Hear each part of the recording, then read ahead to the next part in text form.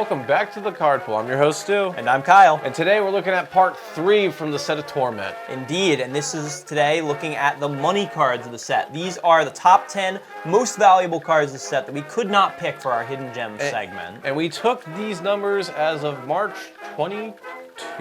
Yes, 2022. So if it's a little bit out of date, we apologize. We just wanted to clarify when we were choosing to talk about these. He pulled this information. He'll need to apologize. All right, well, but moving on to our number 1 card, the creme de la creme from Torment. We are looking at a land called Cabal Coffers. Yes, the Cabal Coffers right here. Everyone knows this card, or everyone should know this card, and if you don't know this card, when you're playing against it, you'll hate this card. It's around 24 bucks when we took this data. It's a land that for 2 mana, you can go ahead and tap this, and then you add 1 black mana for each swamp you control. It's very powerful for the fact and the scalability of mana that you can get with this, with the easy card of Urborg. Card is good. Let's just wrap up this video and go home. Cabal Coffers is good. The end. Cabal Coffers is good, and if you think this card's good, and it's like, all right, thank God there's only one version of it, you have creatures with this effect too. Oh yeah, there's well there is Magus of the Coffers, which is the most obvious callback, but Black also has several more creatures now that are like double your black mana. And this is essentially what this card does in a lot of ways. Yeah. The only downside is that this does not produce any mana on its own. So if you get this like real early in the game, it's gonna feel pretty bad. Yeah. But if you get just like a couple basic swamps to get this going early on, oh man, this takes off like a rocket. I mean, once you get up to the parity mark is 3 swamps. Yeah, so then anything up from there is just additional mana. And just think about tapping this and then 2 other mana, and you have like 5 other swamps, and then you have like 10 plus mana. It's just crazy what you can do with this card. And also, without Cabal Coffers, you could, without Urborg, you could use something like Prismatic Omen, which can go ahead and make everything basic land types and stuff like that. There are many other options, like Dryad of Elysian Grove and Joiner Adept and all that. Actually, not Joiner Adept. Joiner that just Adept changes makes it the so they tapping. tap, But definitely Dryad of Elysian Groves. But the point is, there are a lot of places that you can use this, even outside of Mono Black. Like, you see people using this outside of Mono Black all the time. I use this in a 5-color deck, and he thought I was crazy. I mean, I still kind of do, but like when you can search for whatever land you want all the time, it's not all that bad. Golos, RIP, was so good with him just being able to find that. But still, I use Cody. Yeah, and $24. I never thought I'd see the day that Cabal Coffers. Well, so it did recently get reprinted, and that is the issue for that price drop right there, and that makes sense because we did see it in the what was that set? It was Modern Horizons. Modern Horizons. Yeah, it used to be 3 times that much.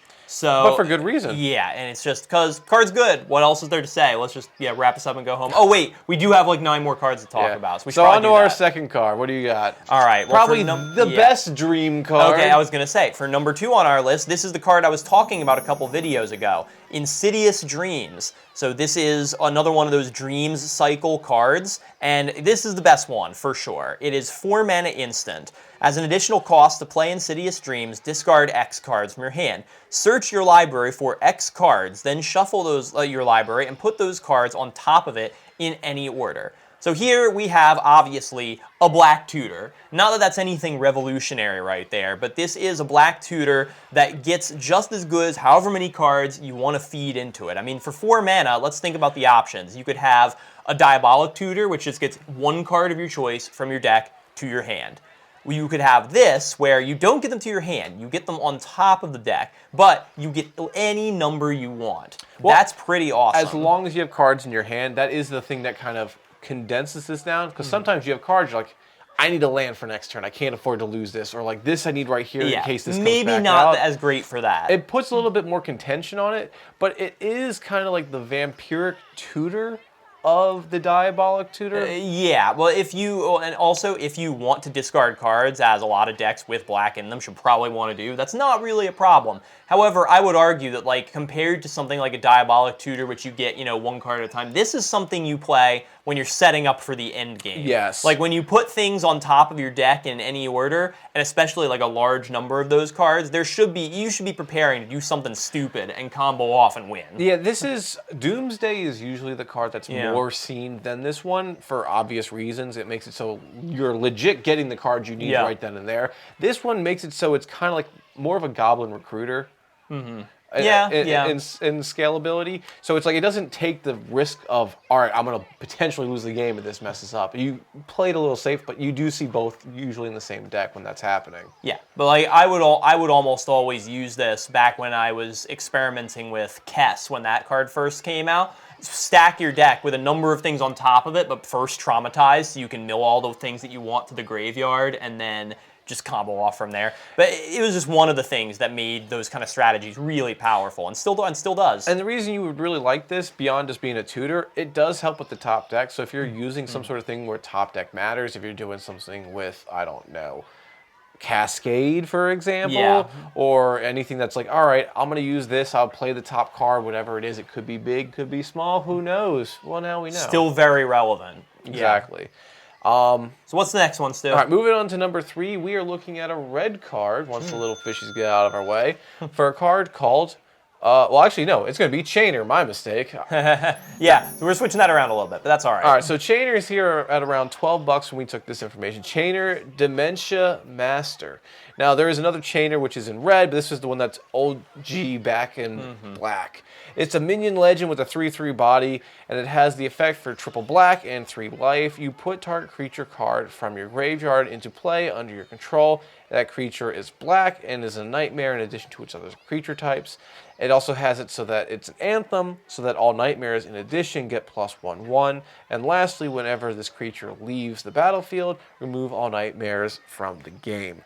So this is a very strong and very powerful mono-black commander for the fact that it can very easily take people's cards from their graveyard and use them as their own. Yeah, you don't actually see this guy as a commander all that often, and I'm actually kind of surprised because this is very strong in the command zone, like very, very strong. I mean, like Stu was saying, the fact that it can steal things from other people's graveyards, not just your own, is part of what makes this really good. Now, the life toll will get high on this, obviously, because it is in black, and they don't care about life at all in the slightest. But this is really cool in the form of Grave Hate, for the fact that this does not replace the creature back into the graveyard. It exiles them from the grave if they choose to pull the pin on this commander. Yeah, and basically his power is only limited by how much life you're willing to pay and how much mana you have. As we've seen with Cabal Coffers, black is capable of generating stupid amounts of mana and doesn't really care about your life total. So the only thing that's dangerous is you have to play a little bit of a dangerous game with Chainer, because if you bring too many things back and then somebody just even so much as like bounces him back to your hand, all the stuff is probably going to go away. And it's a real shame when that happens. Yeah, agreed. But I mean, it depends on how you're building the deck. Like, you would want a Mesmeric Orb in this deck so bad. Absolutely, yeah. Like, it'd be so good. Yeah, I haven't personally played against one. I have played against this card. Usually it's in the 99. It's a great source of reanimation. Yeah, I had an awesome Chainer deck back in the day. I discontinued it a while back, but seeing it again makes me want to like rebuild that, just because it was so much fun messing with other people's graveyards and stuff. Yeah, just think of bringing Grey Merchant with this back repeatedly. Oh yeah, it's good stuff.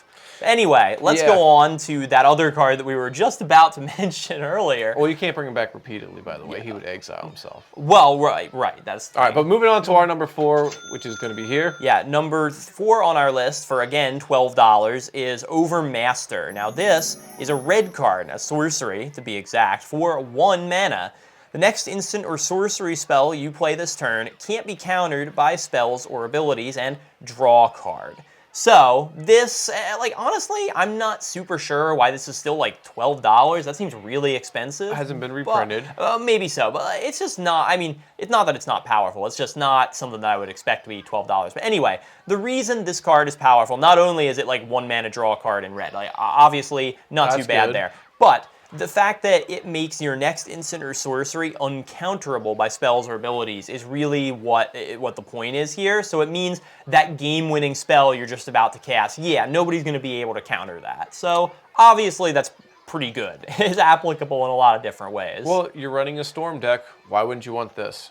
Yeah, exactly. So again, in those sort of decks where you're relying on a certain instant or sorcery that you cast to win the game, just making sure that it can't be stopped by anyone else's shenanigans is worth it for especially 1 mana. I mean, come on. Yeah, who wouldn't want to go ahead, play this, and then they go ahead and make it so an extra turn spell goes ahead without any problem? Yeah, I'd like to have that. Oh, and I draw a card for that too. Feels great, feels nice. Yeah. But usually, red pairs with blue for the spell slinging, so like, typically you have counter spells to go ahead and deal with the other problems. Now, the problem with counterspells, and yes, I am going to say the problem with counterspells is that you need a counterspell to stop it, but you also need mana, and you'll usually only have so many counterspells in your hand or on the field. What's a better way to say, hey, this just can't be countered? Yeah, for 1 mana. So you don't have to worry about using counterspell in response to this counterspell, but this counterspell is in response to this one. They would have to counter this, which is interesting because it's for 1 mana and it will clear the path. So like, all right, I'll counter the Overmaster, you don't draw a card, but then they have a bigger thing come in. It kind of plays like the Trojan horse strategy, and that's what's very clever about this card. It has to be dealt with this as opposed to what the actual card is. Yeah, and you could actually totally just psych people out by playing this for no reason, and then they just counter it because they're scared. Yeah, you're like, I draw a card. I need to draw a card. Yeah. I need the land. Oh, thanks. You gave me the land. Like, it's like, it's goofy. So it is a mind game with this card, which I do like, and being in red, it makes sense. But that, again, that's the only reason I like it a little bit more than just a basic counterspell in that regard, because how many people are at the table going to have a counterspell? You don't necessarily know. Yeah, well, like I said, this is kind of an odd thing to be so high up on the list, but yeah, you know, that's fine. Okay card, of course, but Stu, what's our next one here? So at our 5th place for $11, we are looking at a green card, I see why you gave it to me, called Parallel Evolution. Now this costs 5 mana, 3 generic, and a double green for a sorcery that reads each creature token in play, its controller puts a creature token into play that's a copy of that creature. In addition, it also has flashback for 7 mana, 4 generic, and triple green. And what flashback does means that if you have, you can go ahead and just cast this directly from your graveyard. I'm thinking it was Threshold, my mistake. Yeah, no, not that. But so this is basically 5 mana or 7 mana if you want to play it again from your graveyard. Double your tokens. Not just yours. Just everyone's. Yeah, so, yeah, and also just creature tokens. So, I'm sorry, you can't double those treasures or those clues or those so foods. Great. Yeah, it would be. You double that once, and then if you have the assembly worker out there. Yeah. Then So the thing that makes me just wonder again about why this card is so expensive, I don't really see this as being, I mean, like, that absurdly powerful. Like, for example, we have a card now, and I forget what set it was printed in, called Second Harvest, which is a 4 mana sorcery that just doubles all of your tokens, regardless of whether they're creatures or not. I think it's instant speed too, isn't it? No, it might be, but anyway, that just doubles all your tokens. Might be sorcery. So, but the point is, why is this better than that? I don't get it. Yeah, again, I think it's just because it's an older card, harder to get kind of thing. Maybe. I mean, the flashback is nice, don't get me wrong. No, the fact that you can reuse it is cool, but I don't know why I would want to be doubling other people's tokens. Well, what if you're doing a gifting deck where, like, you end up getting those tokens where you want them to die? Like, you have that green-red guy who's all about the modification creatures, right? Right. And then you can go ahead, you can give them token creatures, and when they die, something happens, and you get specialized effects. Well, they're actually, those are aura tokens, but no, there are, I see your point. There are some decks where you actually do want to give other people tokens, like a goad deck, for example. Sure. Like, where you can goad everyone else's creatures. If you give them more of them, it means more attacks. So I guess that could be somewhat useful. Well, also, this will trigger ETBs as well. So if a creature enters, something else happens. If you have to untap certain things, if you have to like go ahead and sacrifice permanents, like it can work based off of what the table is at the time. Now, this is strictly a late game card, and you should be the one getting most of the advantage out of this. You would hope so anyway. But yeah, personally, I just don't get it. Honestly, there are better cards than this. I might have to agree with you as much as it pains me. But moving on to our 6th card. Also, if you disagree with us, please let us know why. Make sure you say, Kyle, why are you being so mean to this card? All right. But my next card, I'm probably going to say the exact same thing. Number 6 on our list. For $8, this is Cabal Ritual. Oh, this is a classic. So this is 2 mana black instant. Add 3 black mana to your mana pool. Or, with Threshold, when you have that threshold mechanic and you have 7 or more cards in your graveyard, you can instead add 5 black mana to your mana pool. That's a decent ritual in regard. And so this card's around $8 for just this common, which is nice. I think typically Dark Ritual is the more famous version of the Black Ritual spells that we end up seeing, but for a little bit more mana, so it makes it so, all right, we can run a second Ritual in black for this, which is great. Well, I mean, there's a lot more than just these 2 rituals. Well, in black, sure. But these are the ones that you typically see a little bit more plentiful throughout the game. But the threshold's really what puts this over. And being in black, your grave is probably going to have the threshold turned on most of the game without having to do much work. I mean, without it, it's Dark Ritual is just better than this card. Sure. But with the threshold, obviously, this can be a step up from Dark Ritual because you're essentially spending 2 mana to make 5. 1. So you're getting, I mean, with threshold. Well, yeah, with 2 threshold. mana, get 5. You're essentially getting 3 free mana. Yeah, you're netting 1 or you're netting 3. But also, this is used for outside commander, and that's also the main reason for this price as well. And also, back to the other card for in red that we just saw recently, you would see that in more competitive formats where it's like, all right, this has to hit.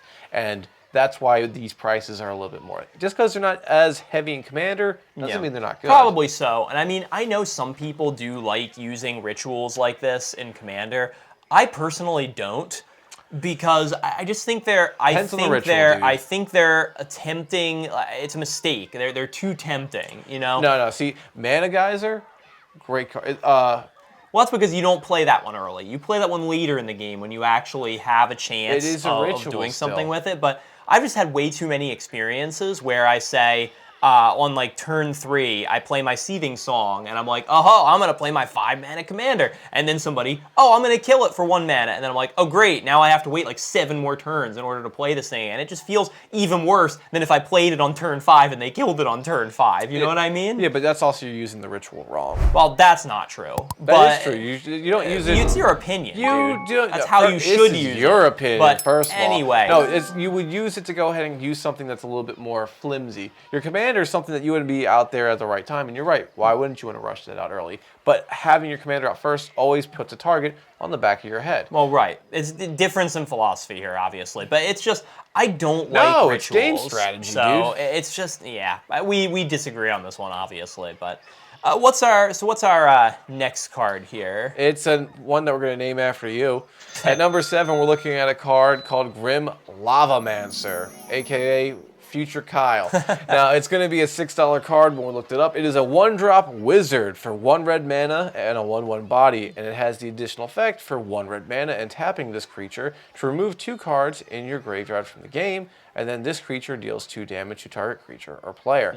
Interesting card, because usually we don't see a lot of pingers having some sort of caveat on them, especially in red. Usually they can just tap and ping and it does something, or a creature dies. So it's interesting that it works from the graveyard, because red does like to fill up the grave, but they don't usually have a means of reusing them, unless they're phoenixes, which can recur themselves. I mean, Underworld Breach is a thing now, so we probably shouldn't say that. Yeah, I guess I'll take that back. Underworld Breach is probably the one thing that would really hose that back for us. But this thing, I'm surprised that it's actually still $6. I mean, maybe it's because it's the original printing. This has been reprinted a number of times.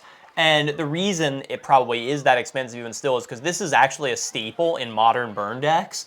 Because for 1 mana, for 1 mana, reusable almost every turn, you can turn those used up burn spells, lightning bolts and the lightning strikes and all that stuff that you threw out early in the game, and you can convert those into ongoing damage from a creature. So this is actually one of the better burn cards you could possibly be playing in Modern, just because you can just keep using it turn after turn. Well, this is a shock on a stick, which is honestly really good. Yeah, and 2 damage to a creature in some of these more competitive games is actually extremely relevant. Yeah. So, usually everyone goes the lightning bolt standard because, of course, why wouldn't you want a better card to compare it to? But yeah, this is viable. This is easily viable. Yeah, so it's still definitely one of those things that people are playing now. All right, well, let's move away from Kyle and go to Kyle. All right. What we got at the 8 slot? So number 8 here, we're going to be talking about an alternate win condition. Really? Okay, so number 8 on our list for $5 is Mortal Kombat. Again, I think someone's going to get sued. Yeah, probably somebody's going to get sued. But yeah, so Mortal Kombat. Well, it's combat with a C. Yeah, that's true. Yeah, it's not with the other letter. But this is a 4-mana black enchantment. At the beginning of your upkeep, if 20 or more creatures are in your graveyard, you win the game. Yep. So, very simple, very straightforward, and potentially very good. Very groundbreaking, Yeah, actually. obviously, anything that says, like, you win the game, you should probably take a second look at it. But honestly, if you 20 or more creatures in your graveyard in black, is that really that much to ask? I don't think it is. No, see, if this was in white or green or red, yeah, it'd be. I mean, well, I guess red has wheels. I guess we'll say maybe. blue. I guess we'll say no because blue mill. All right, green and white. If this isn't green or white, people would be like, "That's tough." It might That be. is tough, but yeah, it almost seems like it's too obvious, right? Yeah. Well, Like, I mean, it really- 20 creatures is a lot, but I think of a card like Sir Conrad the Grim, where kind of the whole point of the deck is tossing creatures into your graveyard as quickly as possible, no matter how they do it. So milling yourself, sacking them, having Dredging. them discarded or dying or dredging or whatever. I think you could stack up to 20 creatures pretty darn quickly for this card. It's a great way to get around. So if Sir Conrad for some reason can't come out because you have like what's the white card prevents commanders entering the battlefield? Oh, yeah, Drannith Magistrate. Yeah, if you have something like that, or Nevermore is going on, or Yeah. something else like that, this would be an alternate way to win that, which is powerful. This is very powerful. This is a hate piece. You have to always kind of hit this regardless of what's going on in the game. Yeah, because otherwise somebody could just mill themselves for 20 creatures and just win out of nowhere. It could happen. I did see somebody actually in a game steal this from a player, and they won the game from it. Like everyone's like, all right, good, clear out this, Yeah. because then we can get him. It's like, cool. By the way, A for effort for everyone. I'll use it. Yeah, Because we didn't want him to use it. I've had those stories too with other cards. I love They're that always stuff. fun. They're Yeah. always interesting. But yeah, there's not much more to say than like, this one kind of writes itself. Yeah, it's something you might want to consider if you do have ways of getting a lot of creatures in your graveyard, you know? But moving on to our number 9. I'm looking at another black card because, like we said, this set was rich and plentiful in their power. A card called Chainer's Edict for 2 mana, and this is a $5 card. It is a generic and a black for the cost of this sorcery, and target player sacrifices a creature. Or for 7 mana, 5 generic and double black, you can have flashback on it. This is really good. Edict effects are notorious throughout the game for the fact it's like you force a player to sacrifice something.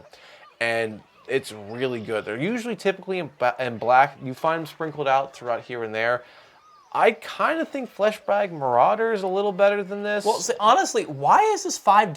I don't get it. Like, I don't usually like these kinds of abilities unless they are on a creature, because that gives it a purpose. Like a creature dying Well, flashback's nice. can work with all kinds of things. I mean, it's great, but 7 mana, that's a lot for just target player sacrifices their least good creature. Well, you know, potentially, yeah. I mean, the only way these kind of edict abilities are really good is, 1, if you have a whole lot of them, or 2, if they only have 1 creature.